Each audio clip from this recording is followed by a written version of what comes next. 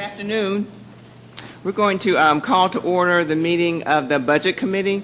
Mikey, would you call the roll, please? Yes. Mr. Barnes? Mrs. Roberts? Mr. Temple? Here. Mr. Tripp? He is here. And Madam Chair, you have the floor. Thank you so much, Mikey. We have several important action items to review. I had the pleasure of sitting in for our chair, Tico Perez, today, who unfortunately is on a flight and will be getting in later this afternoon. And there's several, and it appears that all the items that we have on the budget agenda today are actually action items. So the idea is that we will approve them out of committee today and will be submitted to the board for final approval on tomorrow. Item number 2 is the approval of the 2009-2010 State University System operating budgets. As required by the board's master powers and duties, each university has submitted their 2009-10 operating budgets, and Tim is going to present the information for us. Tim, where are you? There you are. So if you would look to Tim, please, at this time. Thank you, Governor Parker. I do want to point out in your folder there is a couple of replacement pages. They are identified as replacement pages for the 2009-10 SUS operating budget summary. We had omitted some information from FSU's Schedule 1 on page 7, so we've corrected that, and it's in your packet. And as Governor Parker said, this is your annual approval of operating budgets that have been approved by boards of trustees and reflect their decisions on how they're going to budget their funds for 9-10. Yeah, please go ahead and get started, Tim. So starting on page 3 of your packet is a system summary. It's laid out by the different budget entities that the universities have: education in general, contracts and grants, auxiliaries, local funds, faculty practice, and then a summary. And behind the system summary, there's individual summaries for each institution. And I'd be glad to answer any questions that you may have on those. Any questions? I don't. I think what I heard is that it leaves us speechless. I think that's why we don't have any questions at this time, Tim. And Please we just need a motion to approve. I'm sorry, Tim, for not picking up. Yes, I'll entertain a motion at this time, please. Is there a second? All in favor signify by saying aye. Aye. Hearing no opposition, let's move to item number 3, Tim. We now, I guess, have a series of regulations that must be amended based upon actions of the legislature and our board. I'm going to have Tim walk us through these, but I do want to remind our committee that board staff has had numerous interactions with university finance and financial aid going over these items. Tico attended a meeting back in June in which the board staff discussed the need-based financial aid component of tuition differential, and we also have had discussion and approval of a guidance document at our August meeting. These regulations reflect the actions of our board and the commitment we have to need-based financial aid. So, Tim, why don't you start with Regulation 7.001 at this time? Thank you. On page 28 of your packet is amended Regulation 7.001, tuition and associated fees. On page 28, we have several really just technical changes based on actions the board has approved previously. And then on page 29 is the major amendment, which includes the tuition differential language that the legislature passed this past session, plus is based on guidance that this board or this committee has provided to us on the need-based financial aid component. And as Governor Parker said, this has been shared with all of our institutions through emails, phone calls, meetings, and we'd ask the board to, or the committee to approve this for notice. Are there any questions of Tim prior to my acceptance of a motion? Yes, please, go ahead. I don't know if this is on. Tim, I know that this year, because of how quickly everything came about, the process was a little faster with the approval through the Board of Trustees and the Board of Governors for the different increases for all of the universities. Is the BOG going to have more time in the future to, weeks or months to review these increases rather than a short time frame that we had this year? We do have a process laid out in the regulation. but you'll kind of have to keep in mind that the timing on when the actual tuition increase is approved and when universities need to know what their tuition is going to be for the fall doesn't leave us a whole lot of days on the calendar to take a look at that, because the legislature wraps up in, say, the 1st of May, and they may set tuition, and then you'll know what you can set for tuition differential, and we'll need to take action fairly quickly so the universities can let their students know what the fall tuition is going to be. So I think we'll still be operating under a pretty compressed time frame, probably a 60-day time frame after the legislative session ends. So I see the process kind of working as it did this year in terms of the timeline. Because if you go past the end of June too much, you're not going to be able to let students know what the tuition is going to be for the fall. Governor Tripp? I have kind of a question, maybe it's more of a statement. I just want to make sure that you're comfortable that this regulation sets forth that the need-based aid is going to be in addition, it's not going to be a substitute, whether it comes from private funding, which is part of the statute, or from the other source? Yes, sir, we are. And we're setting up data collection mechanisms to make sure we get all that data in so we can verify that and make sure it's consistent with what's in the regulation. And all the universities are in agreement with that now, so we won't face a position in the future where we could expect them to say we didn't quite understand that it had to be additional funding, with the exception, I understand in there, if some of the base funding goes away. I sure hope we don't have to go through that again. But I'm comfortable that everything's in place and everyone knows what the starting point is and what the expectation is each year. Okay, thank you. Any other questions regarding Regulation 7.001? If not, I entertain a motion at this time. So move. Is there a second? All in favor signify by saying aye. Aye. Great. We'll go to the second regulation. Tim, this is 7.003. Can you take us through that, please? Yes, ma'am. This is on page 35 of your packet. This is the fees, fines, and penalties regulation. There is one technical change on page 39, paren 20. This aligns the language with the statutory change this past session. And then on page 40 and 41 is the inclusion of an excess credit hour fee that was passed by the legislature back in the spring. This language mirrors the statutory language, and we had asked the board for the committee to approve this for amendment. Any So questions? moved. Is there a second? Governor Tripp made a motion to adopt the change to 7.003. Is there a second by any of the committee members? Any discussion regarding 7.003? I know there have been some conversation about there being some concern about how to actually implement this particular regulation, Tim. I don't know, was it discussed at all, Chancellor, at the provost meeting?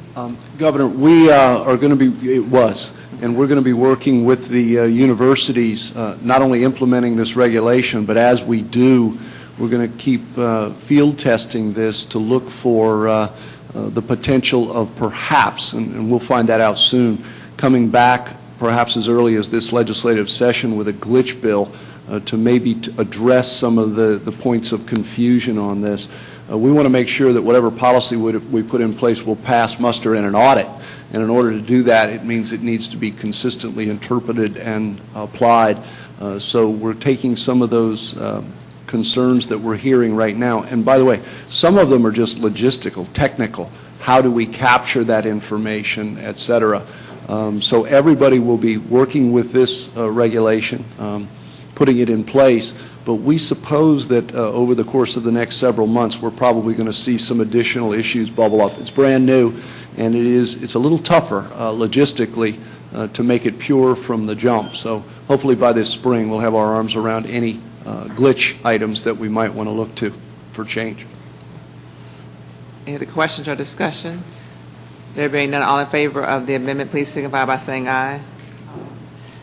Okay, we go to item number 3, which is the last regulation, which is 7.008. Can you walk us through that, Tim?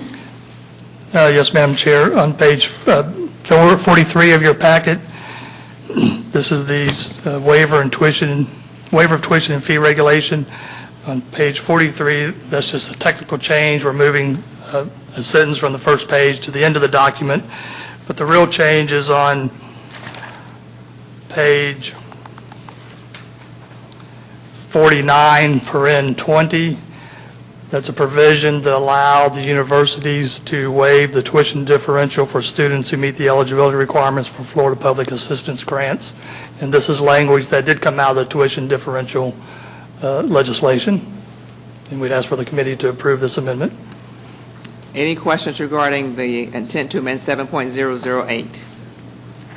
There being none, I entertain a motion at this time. Is there a second? All in favor signify by saying aye. Great.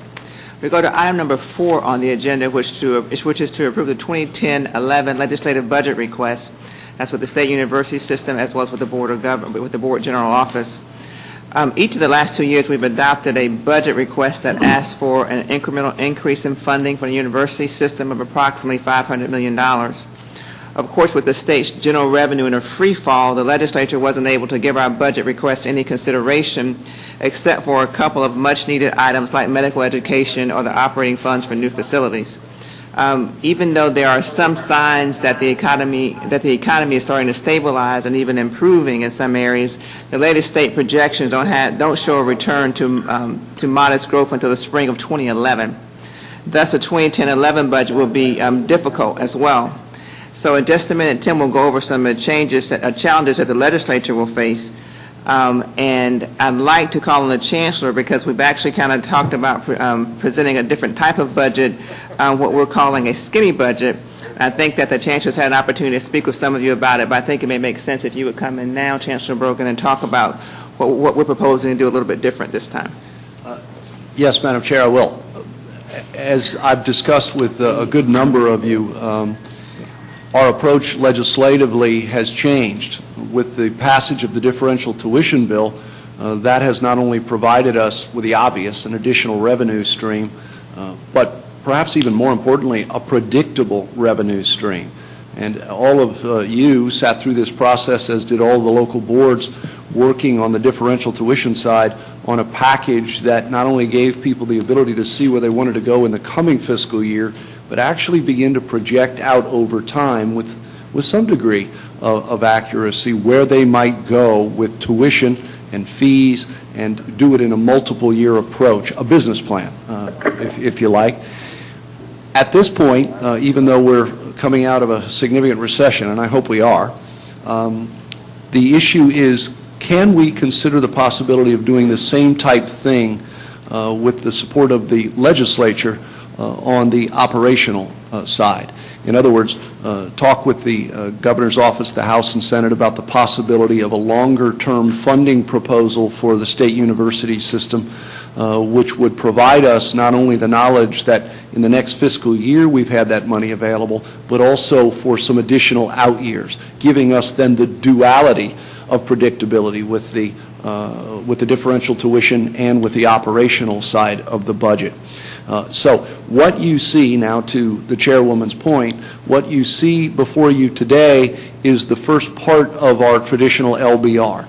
And Tim will walk you through that. This is the side that will include medical education money, a request to replace some of the stimulus money that will run out in the next year. Those kinds of things, and he'll take you through each of them specifically. What it does not include is what we traditionally call the other part of the LBR, the operational side, to move our system forward. And it is not there simply for a reason that we're still working on it by way of transition, and I take some of the blame for that with the transition moving from John Delaney to me. Some of these issues are going to take us a little longer to bring to head, but at the end of the day, we hope it's time well spent. And it is our absolute belief that in the very near future, whatever that ends up being, sooner than later, that we will be coming back to the board with the other part of the LBR. As you know, we have until January to amend our LBR, and I'm not even advocating it take that long, but just for technical point, we do have until January to amend the LBR. So we've put out the word to our universities. They've been supportive of this, and we are sending the message to others, including the legislature, that what we will do today is ask the board to support that skinny LBR, Madam Chair, that you spoke about, as we continue to work on the other side of the LBR, whether it ends up being, again, just an additional year of funding that we look to, or whether it is, on the best case side, a multiple year funding stream, will be determined here in the next several weeks. So with that, unless you have any questions for me, at least at this point, perhaps it would be helpful for Tim to tell you what is included in your packet today. That'd be great. Thank you, Chancellor. And before I get into specifics of the LBR, I do want to walk the committee through some information that was presented to the Florida legislature just a couple of weeks ago. And in your folder, you should have a packet that says Florida Long Range Financial Outlook, September 3rd, 2009. This is just excerpts of a presentation that the Office of Economic Demographic Research gave to the Legislative Budget Commission just a couple of weeks ago. In the second page of that, it says current year deficits and balance. This is just a brief summary of where we stand for the 2009-10 year. Their last estimate, which says unallocated general revenue, showed a $660 million surplus come next June 30. Now they've had some changes that they're having to wrestle with, and they're outlined there: Medicaid, State School Trust Fund, and so forth. So it looks like they may end up, based on their most recent estimates, with $381 million surplus at the end of the current year if nothing else changes. So they would have that going forward into the 2010-11 year. If you flip over to page 4, as they're building their long-range financial plan for the legislative members, they identify all the critical needs that the state has, as well as what they call other high priorities. So on page 4, you see a summary of key critical needs.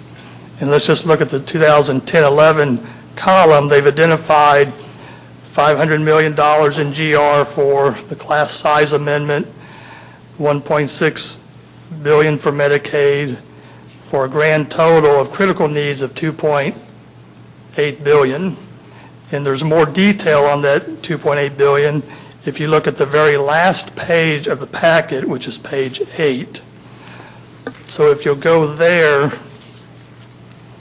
at the top it says key budget drivers. In the first half of that page says critical needs. Out of those 27 critical needs listed there, only one of those pertains to the university system, and that's row number 1, which is the annualization of new space or new facilities, and they have that for community colleges and universities. So that's the only item for the university system that they've identified as a critical need. And I'll go over these other priority needs in just a moment. But then if you go back to page 5, which says Outlook for Critical Needs.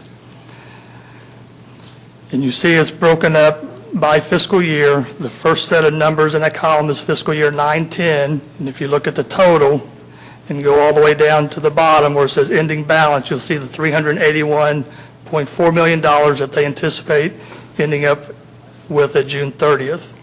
So then if you look at the next block, which is 2010-11, there at the top you'll see total funds available of $22.6 million. And below that is an estimated expenditure line. So they'll have recurring expenditures of a little over $20.6 billion. Then below that is the $2.8 billion and what they've identified as critical needs, things that must be funded. And if you go all the way down that column to the ending balance, there's a shortfall of $923 million. So they're not going to have sufficient revenue based on the latest estimates to fund all of those critical needs for the state. So then if you move to page 6, these are the other high priority needs they've identified. And you can see for 2010-11, total GR, they've identified $1.7 billion in other high priority needs. So I ask you to flip back over to page 8, which is the very last page again. In the second half of page 8 is a list of those other high priority needs. Which ones pertain to universities? Well, row 42 is identified as enrollment growth or workload for the system. 48, you have challenge grants or the major gift matching program for community colleges and state universities. And then row 53, state universities' other issues, which is made up of medical education. So those are the 3 items they have identified as other high priority needs, not critical, but high priority, totaling $1.7 billion. So the total of the high priority and the critical needs is $4.5 billion. So that if you flip back to page 7, outlook for critical and high priority needs, same setup in terms of the layout as page 5. And you look at the 2010-11 column, you have the same funds available, same base budget of $22.6 billion. Then you have the $4.5 billion in critical and high priority needs. The bottom line shows a deficit of $2.6 billion. So to be able to fund those other priority needs that they've identified for us is enrollment, matching in medical schools, they have to come up with additional $3 billion, almost $3 billion from other sources. So that's what the legislative members will be wrestling with over the next few months as they begin to build a budget. So I just wanted you to have that information. Kind of gives a perspective of how the challenges that the legislature has in moving forward. Okay, now I'm going to walk through components of the LBR, and we'll start on page 68 of your packet. This is a system summary of the LBR. Lines 1 through 4 is the core E&G budget. And you can see the headings there. The 2009-10 appropriation is the first column. The next column is your non-recurring appropriations. So the next column is 2009-10 recurring appropriations. So that's the base budget that the legislature will start with. We're asking for the E&G core budget of an incremental increase of $175 million, and I'll go over that in just a moment. And you can see at the far right column, that's a modest 1% increase in our E&G core budget. Below that line is our special units and other state initiatives. This includes IFAS, our health science centers, our medical schools, and so forth. And the grand total for the university system there on row 20 is about a $370 million incremental increase, which translates to about almost a 6% increase in our budget. And below that is the Board of Governors budget, which I'll go over in just a few moments. Okay, on the next page, page 69, is just the E&G core budget. This doesn't include our special units. The layout on rows 1 through 20 is similar as the page we just went over. The beginning budget is on row 12, $2.8 billion. This includes state funds plus student tuition. Starting on row 14 are the incremental issues that we're asking the legislature to fund. The first 3 items are plant operations and maintenance funding for facilities that are being phased in this year, for new facilities that are coming online in 10-11, and a base adjustment for existing facilities. And that base adjustment is calculated pursuant to the methodology approved by the board that came out of the facilities task force last year. And there is an explanation for all these items on page 70. Row 18 is federal stimulus funding, year 2. As you'll recall, the state of Florida received about $2.7 billion in stimulus funding, of which the legislature appropriated half of that for 2009-10. So this is a request for the other half of those funds in 10-11. Row 19 is really the only issue we have related to a specific institution, and that's New College. About 4 years ago, New College came to us with a plan to get some incremental funding to address some administrative and infrastructure needs over a 3-year period, $1.8 million each of those years. The first 2 years of that were fully funded. The third year, which was 2009-10, they received $500,000, so this requests the balance of that of $1.3 million. Then the last item on row 20 is $11.3 million in non-recurring general revenue that the universities received this year. Those have been spent on various equipment, supplies, summer sessions, and so forth, so we would request those funds for 2010-11 for similar types of expenditures. So overall, the 1% increase in the core budget, that translates to about $117 per student in this request. Okay, now if you move to page 72, we'll go over the special units and other state initiatives issues. Rows 1 through 8 are identified just like they were in the E&G core budget, with row 8 being the beginning recurring base, the starting point by the Florida legislature. On row 10 are the issues that we're including. So we have rows 11 and 12, which are the PO&M issues I just went over for the E&G core. These are for the special units. Row 13, it says student phase-in tuition revenue. FSU, UCF, and FIU are continuing to phase in their enrollments for medical schools, and this is the revenue that those students will be paying in tuition that will help support those medical education programs.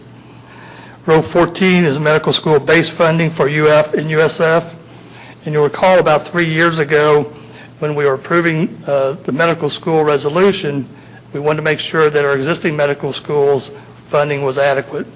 So we worked with the universities and identified a need of about $17.8 million for UF and about $15 million for USF.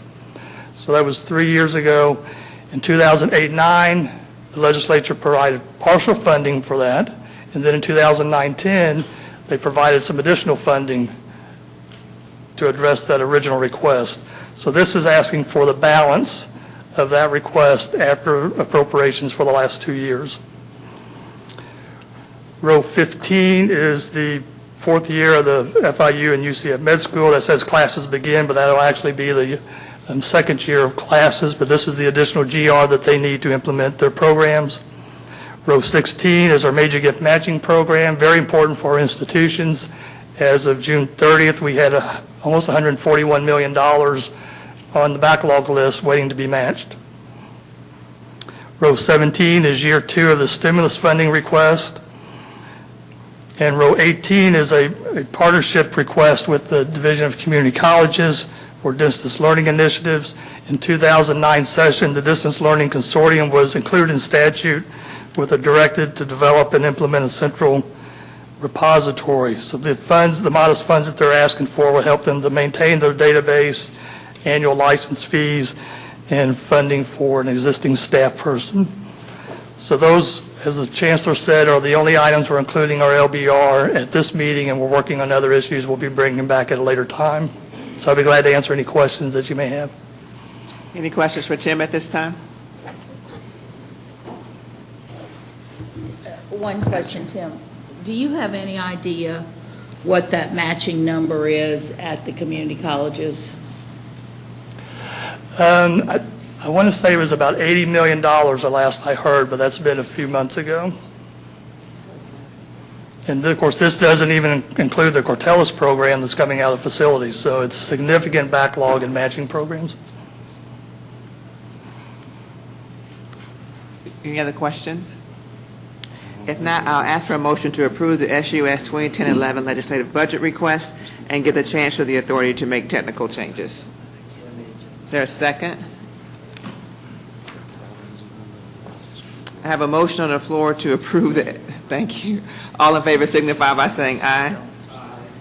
Seeing no opposition, Tim, why don't you go to the second part of item 4, which is the Board General Office. Yes, ma'am, on page 82 of your packet is a one-pager dealing with the Board General Office. And we're asking for 2 issues at this time. This will give the Chancellor an opportunity to take a look at the board office operations and possibly come back with the amended request later on. But you can see there at the bottom of that page on row 1, we have a $5.6 million budget. $1.5 billion of that was funded with federal stimulus, which was non-recurring. So that leaves a base budget of $4 million. So the 2 issues we're asking the legislature to fund is row 6, which is the second year of federal stimulus money. And then row 7 is a minor item, but very important since we do have a small budget. You'll recall that the legislature reduced state employees' salaries by 2%. Not universities, they weren't included, but state employees were. The governor came along and vetoed that reduction in salaries, but the funds for that was not restored to our budgets. It wasn't restored to any agency's budget. So we're just asking for that $64,000 to be restored. So once again, it's a total increase of about 1.1% over the current year. And we'd ask the committee to support this at this time. Any questions regarding the General Office? Governor Roberts? I have a question, Tim, and this is only about the $64,000. Is there some unified effort by all state employees that all agencies are going to kind of include this as a part of their budget? No, it'll be up to each agency to decide how they want to handle that. If we were in a position to absorb those funds, we probably wouldn't have asked, but we've been cut so significantly that $64,000 doesn't seem a lot, but it is in our small operation. Any other questions regarding the Board General Office? There being none, I entertain a motion at this time to approve the Board General Office budget for 2010-11. Is there a second? All in favor signify by saying aye. Pretty lively group we got here this afternoon. I just want you Amazing. What's the matter? and tell Mr. Perez he needs to be here for his own committee next time. We're going to item number 5, which is approval of 2010-11 legislative agenda issues. Mr. Kinsley. Thank you, Governor Parker. We have 3 issues, and these are important but rather technical issues, and I'll do my best to get through them very briefly. The first was a request that originated with the university controllers, then was vetted with the university chief financial officers to increase the capitalization threshold for tangible personal property from $1,000 to $5,000. The CFOs believe this would result in some savings of administrative cost, primarily as a result of the time savings. They believe they can properly account for all these items. This will require a statutory change, which is why we recommend this be part of our legislative agenda. I have one of the controllers here if we need to have any questions from the members. Otherwise, that's the presentation for that item. Any questions? Go ahead and move forward.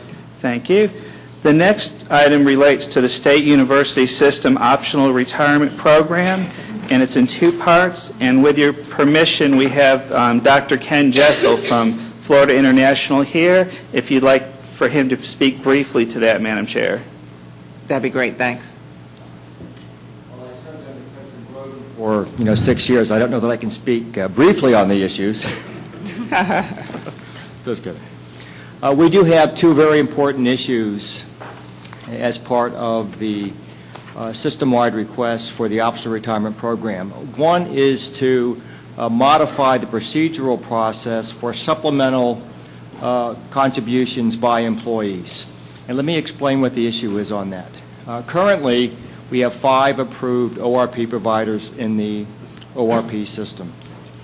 If you want to go to a supplemental process, you must first contribute 10.42% to the original providers of the plan before you can go to yet a third option. The value is that right now, all of the investments go into one company. So if an individual employee wanted to diversify, they are precluded from doing that because of the requirement that 100% of the supplemental up to the 10.42% goes into the original vendor. And most employers would like to see the option to diversify their supplemental employee contributions. The second issue deals with how we account for those funds. Right now, each university provides the funds to the Division of Retirement, Department of Management Services. We provide all of the data, all of the funding, and that goes up, and the division actually distributes those funds to the various providers. We believe, and the division is very supportive of this, that the savings would be achieved system-wide and for the division if instead of remitting those funds to the Division of Retirement, that we just remit those funds directly to the providers. And so with that, Madam Chair, would be the request on the technical aspects associated with the ORP contributions. Any questions? Madam Chair? Okay. Can I, on the capitalization threshold, is there going to be any issue at the state level on that, transferring that responsibility to the Board of Governors? Yeah, the controllers have talked to the Auditor General, and what their position is, they believe there needs to be statutory clarification. All the various public entities are prescribed in statute. They fall under either 273, or I believe it's 274. I understand. That wasn't the question. Sorry, the question yes, ma'am. is there going to be opposition to it? I do not believe so from our discussions with the Auditor General. Okay. And this other one, we can just do this on our own, or does it require statutory change? Both the parts of the optional retirement program will require statutory change. The other change to the optional retirement program would be to increase the number of providers from 5 to 7. We are with the same 5 providers that we have had since 1984 when that plan was introduced, and there is a request to become more again, diversified with respect to the options with companies that have different types of products. For example, mutual funds that are now provided by law, but most of the companies have stayed with the insurance types of investments and the annuity types of investments, which typically are a little bit higher cost. So we would like to open it up from 5 to 7. It does provide increased flexibility for the employees.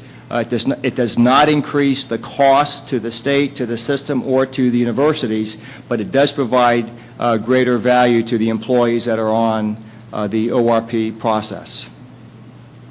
Governor Tripp? Within the university system, we have to have some experts. I didn't see anything in there where somebody is kind of studied it. I'm usually against studies, but to say that, this is the way we ought to go. I mean, there's always issues with these retirement funds that when we open them up too much, people make too many investments that go bad on them, and then it comes back. So, well, let me address the issue for both of their requests. The legislature would ask that question. For the request, that would enable the universities to remit directly to the providers rather than to the Division of Retirement and then the Division of Retirement going to the providers. That's not my question. That's been on the board for some time. That's not my question. My second one is that it seems like we're moving into more products, more providers, and is that going to be an issue?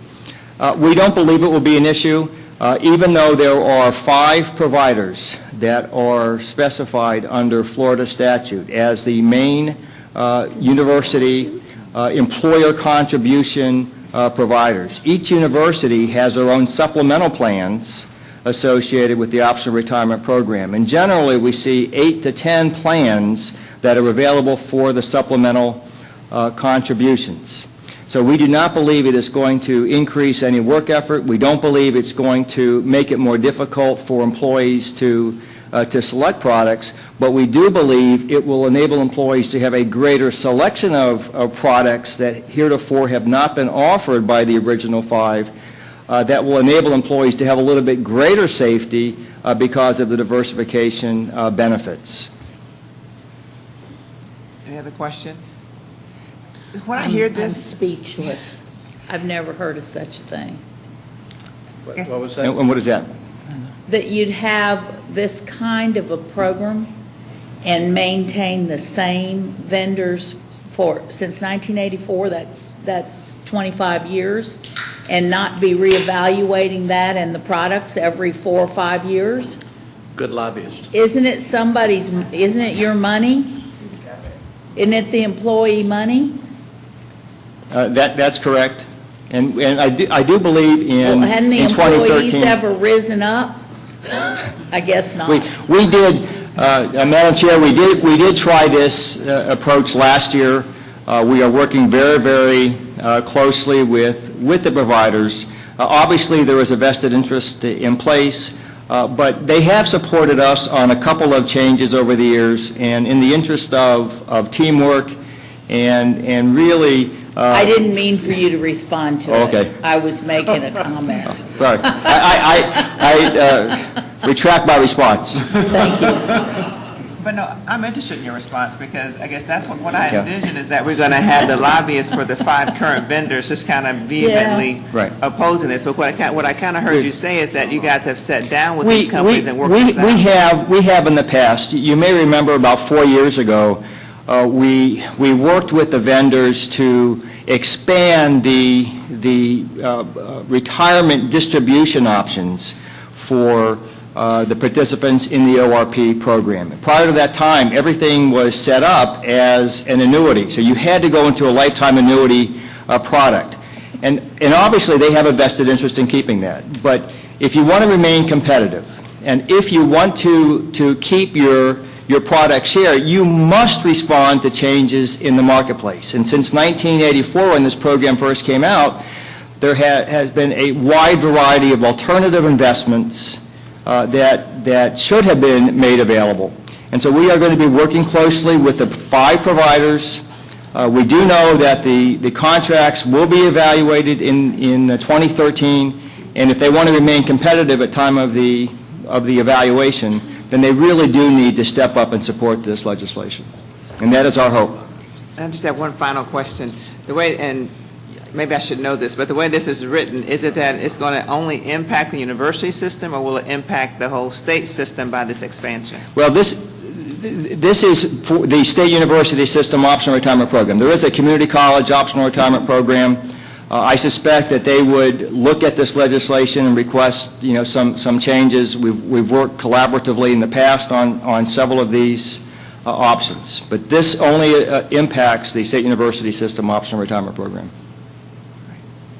Any other questions? Is that all from you, Chris, or do you have one other item? No, ma'am, that's the complete agenda. So what we're looking to do is that, as you're aware, that on tomorrow we'll be talking about the legislative agenda for the BOG for the 2010 session. We're asking that if we, as a committee, approve these items as discussed today, they will then be submitted to the board tomorrow as a part of our legislative agenda for the entire group. So at this time, I'll entertain a motion to approve these items as a part of the 2010 legislative agenda for submission to the full BOG tomorrow. Is there a second? Second. All in favor signify by saying aye. The final item is the update on the American Recovery and Reinvestment Act. Included in your packet on page 89 is a summary of grant applications that universities have submitted directly to federal agencies for stimulus funding. As you can see, the universities have actively been pursuing stimulus grants, and I'm happy to see that we've been awarded about $34 million in grants thus far. Are there any questions on this summary? Or Tim, do you have anything else you want to add to that? So I guess I went to that pretty quickly, but page 89 is where the summary is. I don't know if you guys have any questions about that at this point. Are there still a lot of them pending? The chair asked, Mr. Chancellor. Yeah, Madam Chair, I was just simply going to say that, as you can see from the chart, there are still a good number in the hopper that have yet to be funded. It doesn't mean that if they haven't been funded yet, they won't be. and we're still actively pursuing those both as individual universities and as a system. So we'll keep changing this, I hope, for the better over time as more of these dollars find their way to our system. Do we have a, oh, I'm sorry, What other Governor question? Duncan? Yes. I trust our reporting mechanisms are all in good tow for these funds, and that we're not going to read about our not doing what we're supposed to in the paper with this money? Who can respond to that question? That's not comforting. For the grants identified in that one-page summary, universities apply directly to those federal agencies. They have to follow the reporting guidelines and as identified by NIH or NSF. So I am confident the universities are following that process because it's similar to any other grant application they would make. They just have to be stimulus funds. We're doing it jointly, though. We don't have anything falling between the cracks, and we do have someone dotting i's and crossing t's on it.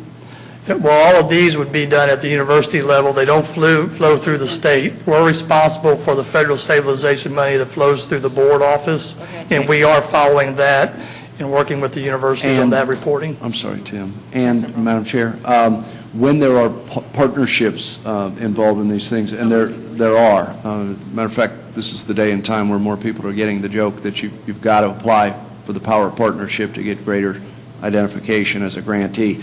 There always is the mechanism that determines who is responsible for what checks and balances. I was hoping it was a stupid question. No, it's a good one. It's the one that'll get you if you don't pay attention to it. I guess the question I have, Tim, is it that, I guess, in preparation for this information, you just called the universities up and asked them have they submitted grants, or is there some process by which they actually notify the board when they are going to submit the grants? Well, we have it on our request system. Once a month, they provide us with updated information. So we get detail on what agency they're submitting it to, who the principal contact is, and how much. And it's done on a monthly basis.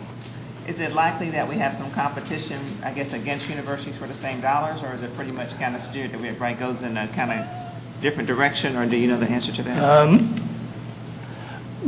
In looking at the information, there is competition for some of the grant dollars, yes. Helping. Absolutely. Competition. Any other questions about item 4, or any other questions for Tim? Thank you very much, sir. That is the final item that we actually have for our Budget Committee meeting this afternoon. In the absence of Governor Perez, I want to thank the universities and their staffs for working with our staff to kind of iron through the issues so this meeting would run as smoothly as possible. And certainly what's comforting is that if for some reason our presentation or idea about a skinny budget does not work, then we have a chance to amend that, and we'll be seeing that in January. Is that correct, Chancellor Brogan? Great. Absolutely. So there being no further questions at this point, I will move to adjourn the Budget Committee meeting. Okay. Very lively group we got here, Madam Chair. Thank you so much. You're a wonderful new board member. I wanted to. With that, I have nothing further, Madam Chair.